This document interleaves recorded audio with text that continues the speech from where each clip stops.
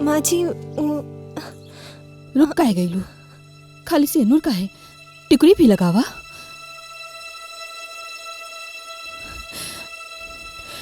अपन चोखा जिंदा बा। कहीं माई देख तो ना लेनी का चोखा जिंदा बाड़े? कहाँ बाड़े माजी? दुल्हन, हमने के ही मान के चले के पड़ी। तुहार तकलीफ समझ सकेली। तो जवान बाड़ू, सुंदर बाड़ू, और ई बड़ा लोगन के आगे हमने की कोनो औकात नहीं खे। आपन बपौती समझे ले हमने के। यही से दुल्हन, तू सेनूर लगावा, टिकरी लगावा, सब कुछ करा, ताकि सब केहू के पता चल जाए कि हमनी सास बतो चोखा के गैला के बाद कमजोर ना पड़ल बानी। ठीक बा माजी, आज से हम रोज श्रृंगार पटार करब। तू खाना के तैयारी करा, हम लौना लेके आवता नहीं।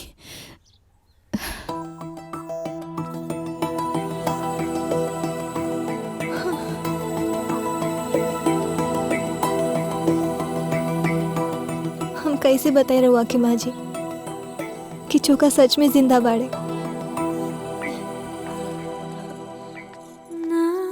ए जी कहाँ बानी? चाय पी ली?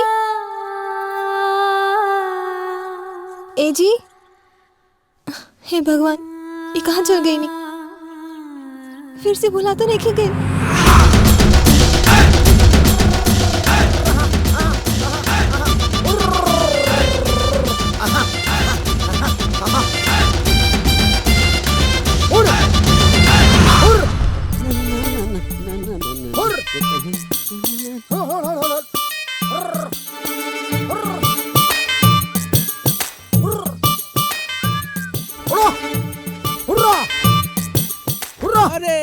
चोखा का सोखा? सब ठीक बा, ठीक बा। कहाँ जाता हुआ? इतनी निपटे आयल रहनी। सरकार इतना कुछ बनौले बा तब तू दूसरा के खेत में हक के भरभस करत तारा। अरे घरवा में आदत देखे नु, बाहरी में बढ़िया से निमन से होला। तरह के घर में हके के कहता? लैट्रिन में हका? अरे आदत नहीं खेनू, यहाँ अच्छा, बढ़िया होला। अच्छा। काम के काम हो जाला, ओके। खेत के खातू मिल जाला। ठीक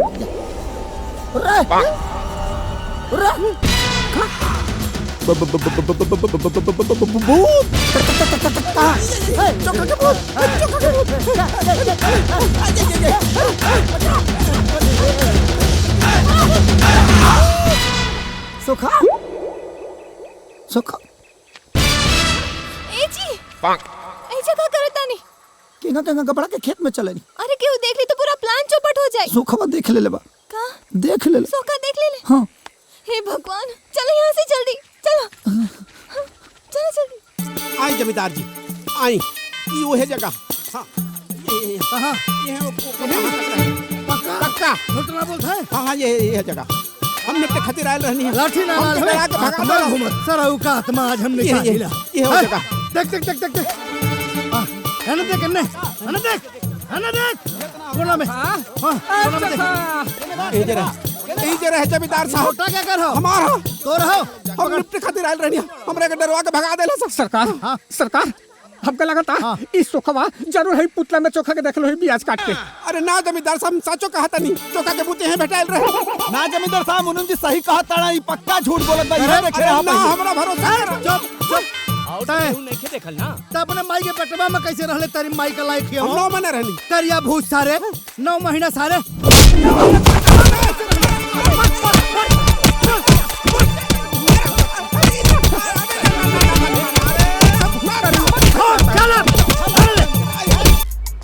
देखिए रहुआ आ तो गई, लेकिन संभाल के। तू चिंता मत करा, हम ऐसा मुंह ढक ले बनी ना कि केहू हमरे के नहीं के पहचान सकत। हाँ, समझ लेकिन लो, अपन तू चेहरा चुपचाप ढक के चला, रहिए। बुझा गई एकदम।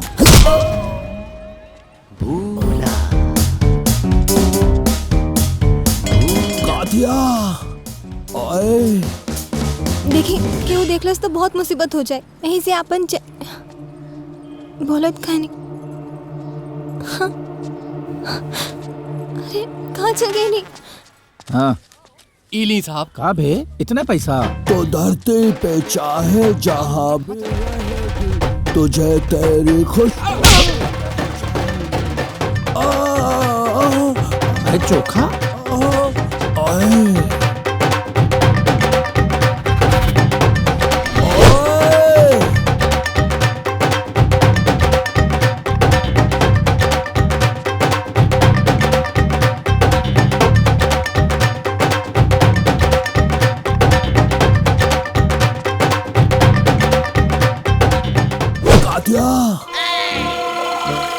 ये 2.5 किलो के हाथ जिस पे पड़ता है ना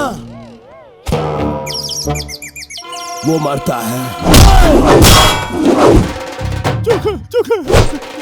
तारीख पे तारीख।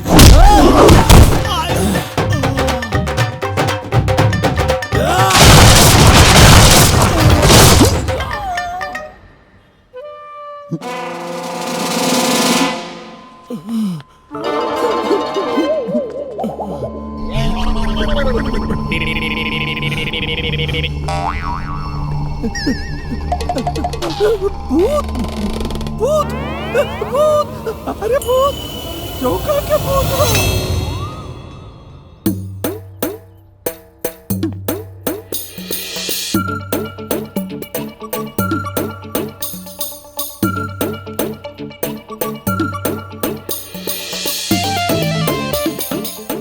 अरे यार ये चोखा का भूत वहाँ सखो चिल्लाता हो, यह चिल्लाता हो। अरे कहाँ पे चोखा का भूत?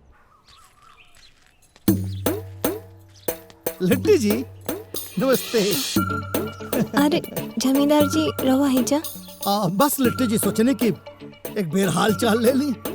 सास पतो घर में बानी, कैसे बानी? ठीक ठाक बानी की ना? माई नहीं खेला उखा तो जी वो बाहर गए बानी। अच्छा अच्छा। बाकी सब कुछ ठीक बानू? कोनो तकलीफ तो नहीं खे? जहुना घर की मुरत और आ गई लोग खे।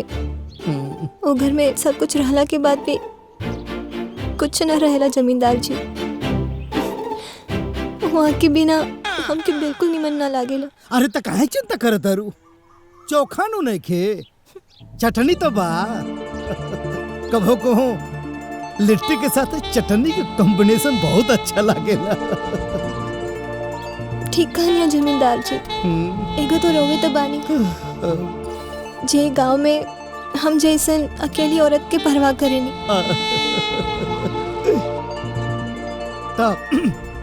कल सुबह तैयार रहिया, कचहरी चले के बाद चोखा के मृत्यु प्रमाण पत्र लेके। वो कहा ना जितना जल्दी पेपर जमा हो जाई उतने जल्दी मुआवजा कर रकम मिल जाई। ठीक बा जी, भोरे तैयार रह। बस। अच्छा ये लिट्टी जी, ये दरोगा कहत रहा है कि अगर चोखा के भूत दिखाए पड़ल हो। हाँ। ई का कहता नहीं रोवा? हमार मरद तो देवता रहले। वो कबो भूत बन के नहीं भटक सकत। हाँ, ये तो है। या तो रोवा हम पर विश्वास करे या फिर ई दरोगा पर। हमारा तोरा पे भरोसा हो, एकरा पे ना भरोसा हो।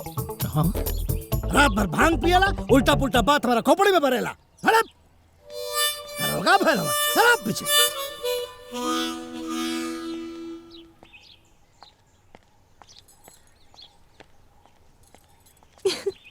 ए जी, हम ठीक बोलनी है ना? बहुत बढ़िया।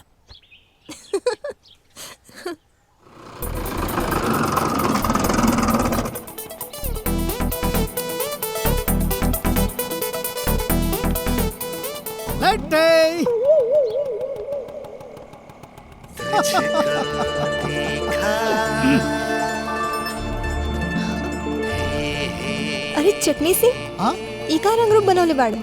काहे ठीक नहीं लागत का? ना ना, एकदम हीरो खाने लागत है। बड़ा स्कूटर पे चलल जाए? हाँ। 4 चकवा कहाँ बा? का बताएं, 4 चकवा कुल एक के साथे बिगड़ गईली हो। सर्विसिंग में गए हैं, लेकिन तू चिंता मत करो, ले चलब एकदम पानी नियो, झटका ना लागी। ठीक बा, बैठा बैठ बैठ बैठ। एकदम भरोसा रखा हमारा ऊपर। यस। अच्छा लिट्टी, ये सेनूर और मंगलसूत्र तू काहे पहरे लो जब चोखा मर गया हवा? तो कहा ना जमींदार जी, चोखा हमरा और माई खातिर आज भी जिंदा बाड़ी। अच्छा अच्छा, लेकिन ये कलेक्टर बस तनी बच के रही है, बहुत चरित्रहीन आदमी लागल हमके ससुरा। अब लिट्टी आओ। कलेक्टर साहब हैं? हाँ बाड़न। उनसे कह दो कि चटनी सिंह आयल हुआ लिट्टी देवी के लेके। सर, चटनी सिंह और लिट्टी देवी आयल बाड़न। चटनी सिंह को बाहरे बिठाइए जी। और लिट्टी देवी को थोड़ा इज्जत से लेकर आइए। जी सर। देखत रहो, चिंता मत करो। हाँ, का बोल रहा? लिट्टी देवी के बोलौलन है। लिट्टी देवी के? जी। हाँ, आवा। ना ना ना, हाँ ना ना, लिट्टी देवी के बोलौलन है खाली। जा कोनो बात ना, मिल के आओ। जा जा। अरे आई बैठ। बैठी। लिट्टी देवी, एगो बात पूछी? जी। ई चोखा राम के मौत के बाद भी ई रउआ ई सिंदूर मंगलसूत्र मामला कुछ समझ में आइल ना? ओ चोखा मरला के बाद भी हमरा और हमरा माई खातिर वो आज भी जिंदा बाड़े। अच्छा अच्छा, खैर जाए दी। आवे में कोनो तकलीफ ना नु भाई? ना ना, तकलीफ काहे हुई? वो जमींदार जी इतना प्यार से अपना स्कूटर पे बिठा के ले आए बानी। ई जमींदार जी जो बड़े नु, एक नंबर के कमीना बड़े, उनका पे भरोसा करे के जरूरत नहीं खे। ई हमरा मरद के मृत्यु प्रमाण पत्र मुआवजा कब तक मिल जाए? मुआवजा खातिर तहरा के परेशान होके के कोनो जरूरत नहीं खे। हम बने नु 7-8 दिन में मुआवजा के रकम हम अपने हाथ से लेके आइब और रउआ हाथ में दे देब। ठीक बनू? अरे लिट्टी, अरे जमींदार साहब भी आइल रहलन? ना ना, जमींदार का भूत खड़ा हो। फटफटिया से आइल बनी। फटफटिया। पांडे जी। जी सर। लिट्टी देवी के जब तक मुआवजा के रकम ना मिल जाए सर, तब तक लिट्टी देवी सरकारी मेहमान बाड़ी, और सरकारी मेहमान सरकारी गाड़ी में न चले ले सर। तो लिट्टी देवी के सरकारी गाड़ी से सरकारी इज्जत के साथ छोड़ के आओ। लिट्टी देवी, कोनो दिक्कत हो तो हमरा के बताई हो। जा सरकारी गाड़ी से जा। चलिए। हाँ हाँ, कौन दिक्कत हो तो बताइए। और तुम्हारे स्कूटर की फटफटिया क्या कहला है? मेरी स्कूटर 1971 में ली गई जब किसी के पास नहीं था। ओके? 71? हाँ। 71 में खरीद ले रहला और आज तक फटफटा रहल बड़ो। व्हाट? फट फट फट फट फट फट फट फट फट फट। हाँ।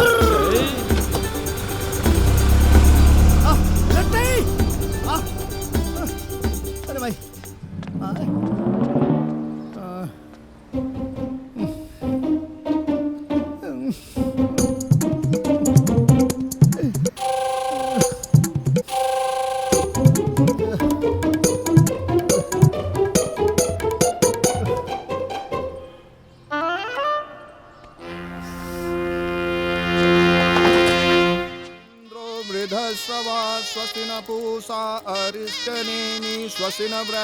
अरे यार मुनिम का होता यार, लिट्टी नहीं है भाई। शांति शांति। मंगलम भगवान विष्णु मंगलम गरुड़ध्वज मंगलम पुंडरीकाक्षाय मंगलाय इसन बैठल हमें सरल, इसन के मौसी के बियाह होता। अरे भड़कत काहे बड़ा है? आज ले तहार बियाह ना भइल त एकनी लोग के देख के तहरा जलन होता का? इनके देख के ना भड़कत है ससुरा। काहे भड़कत नाते है कि जगह क्यों और कहो केकर हा?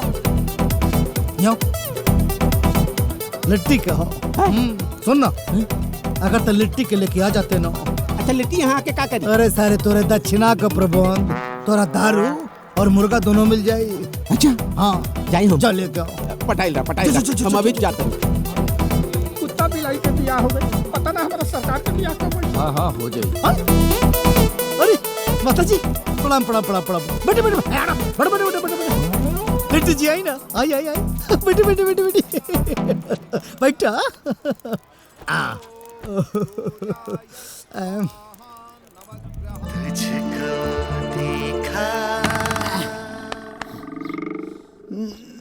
लिट्टी भौजी, ए लिट्टी भौजी, अरे चला सामूहिक विवाह में न्योता बा।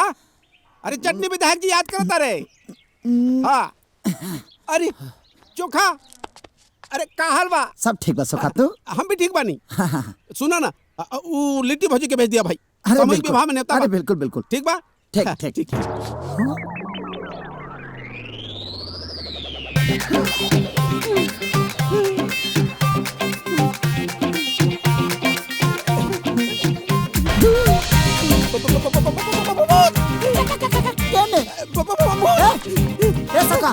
ढेर दिन हो गइल बा, आओ ना तू हाथ हो जा। ना भैया, आओ ना। अरे हमरा माफ कर दा। आओ ना सुखा तू हाथ हो जा। अरे हम जानत आनी, तू बार-बार हमरा काहे लौकले? ए ढेर दिन हो गइल बा, तू हाथ हो जा। अरे तू भूत हवा। अरे भूत ना अरे है। हमको पटक-पटक के मार देबा। अरे ना मारा। अरे जाओ ना, तोरा लगे तो चुड़ैल बड़ी सा। अरे हमरा लगे केहू चुराइलो रे ना। अरे हम तो सब केहू के चुराइन के चुरन देत रहे। अरे ना आ जाओ। अरे हमरा माफ कर दा, माफ कर दा। सका। जय हनुमान सागर जय कपी सती हलो को जागर।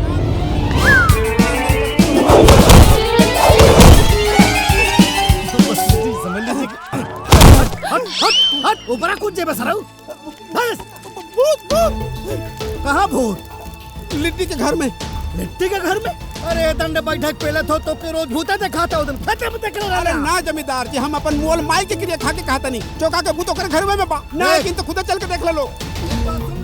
भगवान सुखवा के फिर से देख ले उसका। तोरे मोल माई के लगे भेजब हम। अगर गलत निकलल तो मार दिया हमरा के। गोली मार दे। हाँ गोली मार दिया। ठीक बा, चल चल। राजुल पांडे, हम देख क्या बतानी, तू तब तक व्यवस्था देखा। ठीक बा, फॉलो मी। चला चला हमरा के लोकला। हाँ। आज दूध का दूध पानी के पानी हो जाए। रुको। ये हमार घर हवे, कोनो धर्मशाला ना। हाँ बिल्कुल बिल्कुल बिल्कुल धर्मशाला ना। आज हम तुम लोग को जुत्ता से मारब। हमार दिमाग फेल कर देले हवा। केहू घर में घुसबा। चला वापस। हाँ फैसला कैसे होई? अच्छा अभी चेक करे को पड़ी। लिट्टी जी, ये सब जाहिल गंवार गांव के जपाट लोग हवे। इन्ने कम्मन में फितूर आ गए हो तो चक्कर ले बदनू। हाँ चटनी। हाँ तोरा हमरा पे भरोसा नहीं खे? नहीं खे। हमरा के भरोसा नहीं। हमारा भरोसा हो। एक काम करी का, हाँ? हम जाके चेक कर ली। हाँ हे भगवान, अब कैसे रोकी? ठीक बा, लेकिन हमू चलब। हाँ चलो ना, चलो ना। हमू चला। फैसला के करी? हाँ हम देखनी है। हाँ, ए लिट्टी जी, इहो का चले दो। हाँ। हाँ चल।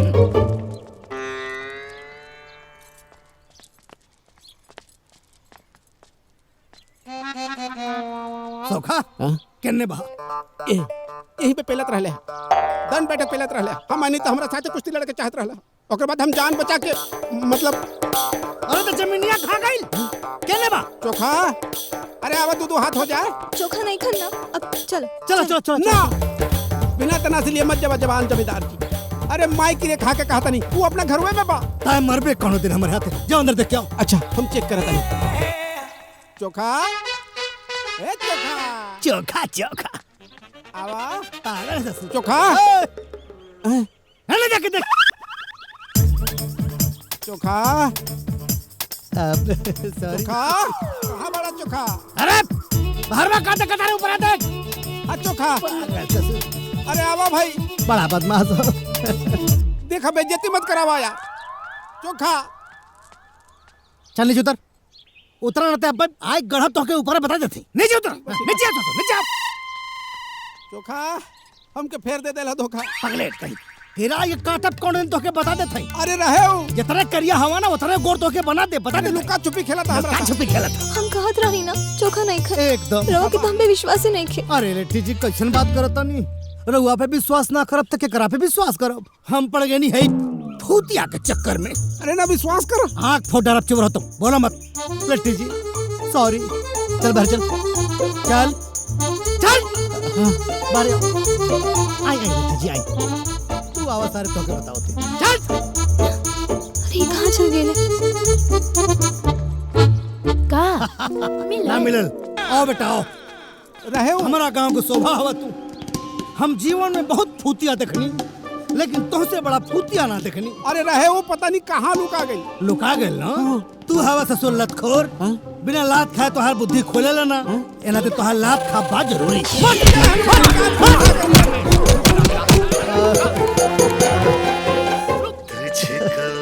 देखा लिट्टी जी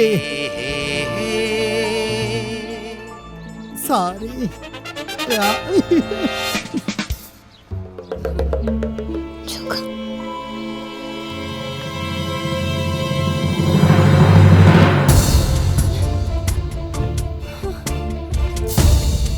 हे भगवान, ये कहाँ चल गई ले?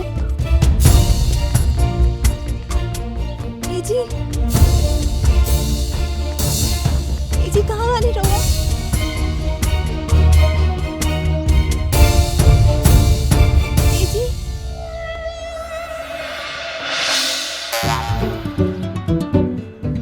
ए जी कहाँ वाली?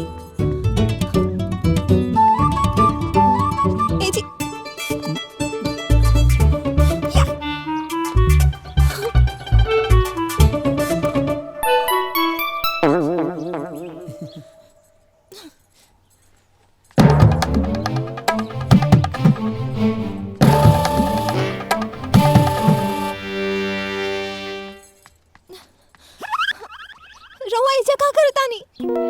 एजा लोग कागनी उ सोखवा देख लेला सा। अच्छा ठीक बा, नीचे आई। अरे ना ना ना, ऐसे से नहीं, चोट लग जाए। सीढ़ी से आई। अच्छा संभाल के, गड़बड़ ना होई, संभाल के। रवा ठीक तो बानी? हाँ हम ठीक सब कहा रवा सब प्लान करे नहीं और रवा सबके सामने आ जाता नहीं। केहू रवा के देख ले तो हम का करती? उ तो देखिए लेला सा, देख काली भइला काना हजी हम कसरत करत नहीं तले उ आ गइल हम। चोखा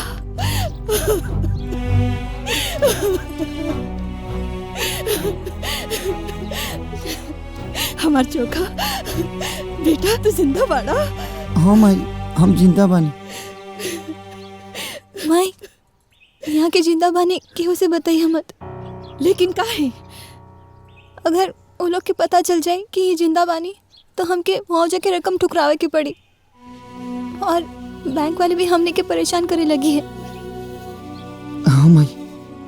ठीक बा, तू लोग जैसन कहबा ना हम वैसन करब। ठीक बा माई। हमरा लिए तो ये काफी बा कि हमार लड़का जिंदा बा।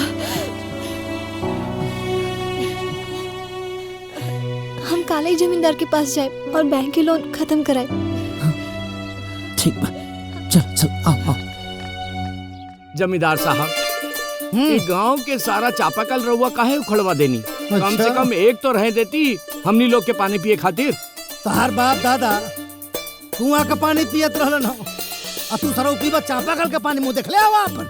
ए छोटे, हमनी के एको खुशी ना देखल जाला इनसे। मारो बे तोहार सरकार, लिट्टी दे दी प्याज काट के। हाय ओए लिट्टी जी, जी नमस्ते। रउआ काहे तकलीफ कहनी हो? हाँ कितनी देर कहनी, जब आवे के होके कोनो तकलीफ होके तो बताई, गाड़ी भेज दे। देखी धूप से रंग उतर गल हो एकदम। ना जमींदार जी, पैदल चले तो स्वास्थ्य खातिर फायदेमंद होला। ओ मुनीम जी, सरकार लिट्टी जी का विचार देखा, उत्तम विचार बा सरकार। कैसे आई नहीं है रउआ? ओ जमींदार जी, कलेक्टर साहब कहले रहले ना मुआवजा की रकम जल्दी मिल जाए। अभी तक कुछ पता ना लागल। ओ मुनीम जी, सरकार पता ना लगा। अरे जो ले आई सरकार, प्याज काट के। आई आई आई आई भागो तुम लोग। आई लिट्टी जी, अरे चलो चलो। हम कितनी बेर कह रहे, जब भी कहीं जाए के रहे तो चुपचाप संदेशा भिजवा दी, हम गाड़ी लेके आ जाए। बताई चार चक्का खड़ा हो, दो चक्का खड़ा हो, कौन देखा दिन के करे काम में आई? जख भी दिल मेरी गाड़ी खड़ी है। आई आई का भाई है, पड़े लो भाई का घूमता आवत हो, तबीयत खराब हो, डॉक्टर बुलाई। आई लिट्टी जी बोली कुछ है? लिट्टी जी आई आई उल्टी भाई। मुनीम जी, सरकार लिट्टी देवी की तबीयत खराब होगा। सरकार कौन और प्रॉब्लम बा प्याज काट के? और प्रॉब्लम मतलब? जमींदार जी का हो जमींदार साहब? मतलब सरकार रउआ तो सीधा छक्का मार देले बा। ए सरकार, अरे खुशी का माहौल में दुखी काहे हो रहल बनी? अरे भगचोनहर, यहाँ दिमाग फाटल जात हो। अरे हम लिट्टी देवी को छुआ बहु ना कैनी त कैलेंडर कौन छाप दलित रे? कौन है सरवा? आपन पसंदीदा फिल्म देखे खातिर डाउनलोड करी दंगल प्ले ऐप।